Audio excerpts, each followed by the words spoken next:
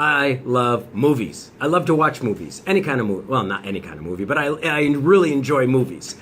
And I really like movies that are true, based on true stories about teaching. Because often that's where you see the best of the best. The movies that are fictional about teaching and about schools are usually garbage. They usually depict teachers as bumbling idiots who are alcoholics or drug addicts or couldn't care less about the students, which is absolutely not true. And they show the principals and the administrators as being power hungry, again, buffoons, not knowing anything, and not caring about the teachers at all.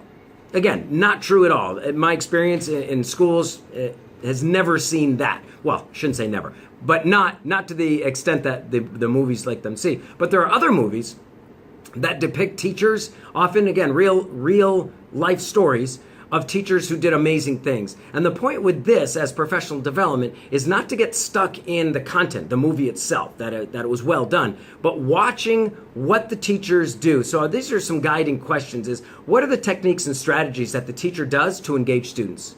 What happens? Now, I used to watch Dead Poet Society the night before the first day of school every year. It got me pumped. It got me excited. It made me want to stand on desks. It absolutely wanted my students to say, "Captain, my captain!" Absolutely. Did that ever happen? Well, I certainly stood on desks. I don't know if anybody called me captain, but, well, they may have. But anyway, I really, really enjoyed it because I learned from the character that Robin Williams played. I watched what he did and how did he capture the students' attention.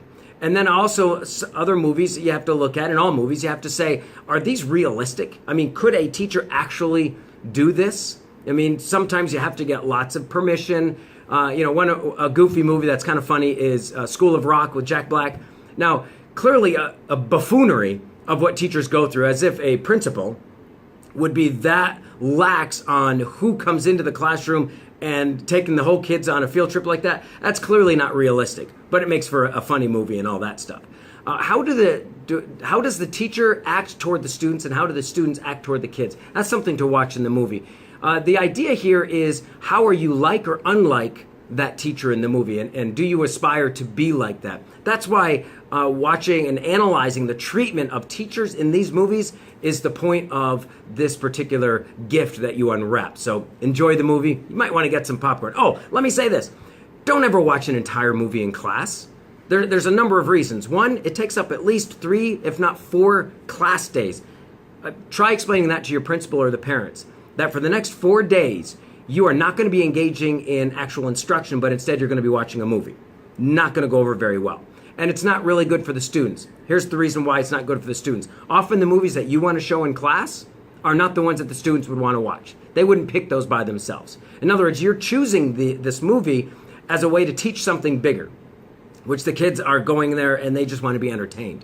So again, you're wasting 4 days because most of the kids are not into it. A third reason why you don't want to do it is when you watch a movie, do you sit in a hard chair or do you sit on a nice comfy couch? Maybe you put your feet up. You see what I'm saying? When you go to a movie theater, those are nice comfy chairs.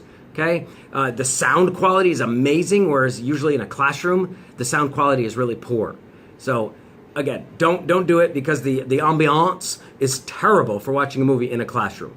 Now, watching a 10 to 15 minute clip, usually I max out. I would suggest max out at 15, 20 minutes. Don't watch any more than that, because the kids' butts get sore. That's not fun to watch a movie in that. And then the fourth reason is because when you watch a movie, don't you always eat? You know what I mean? You always have your popcorn, you got your soda, and you're clearly not going to be able to do that for 4 days straight in a classroom setting. So you're setting yourself up for failure. As much as you think the kids get into it, they're probably not. They would just rather waste the time. All right, so don't do that. Anyway, enjoy.